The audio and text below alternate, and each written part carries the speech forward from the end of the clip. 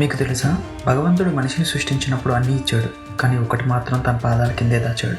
సృష్టి ఆరంభంలో భగవంతుడు మనిషిని ఎంతో ప్రేమతో సృష్టించాడు. అందం ఇచ్చాడు, బలం ఇచ్చాడు, తెలివితేటలు ఇచ్చాడు.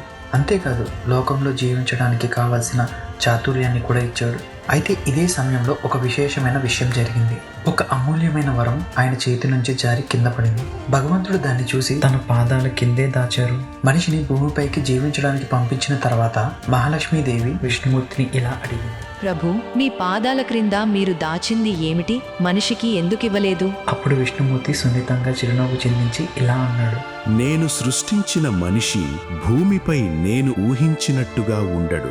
ధనం, అధికారము, ఈర్ష్య ఇవి అతనిని మార్చేస్తాయి. తనవారినే దూరం చేసుకుంటాడు. పరమాత్మను వెతకకుండా భోగవిలాసాల్లో మునిగిపోతాడు. అలా అతని జీవితం జీవిస్తూనే నరకంలా మారుతుంది. లక్ష్మీదేవి మళ్ళీ అడిగింది. అయితే ప్రభు, అతను ఆ నరక జీవితం నుంచి బయటపడే మార్గమేమిటి?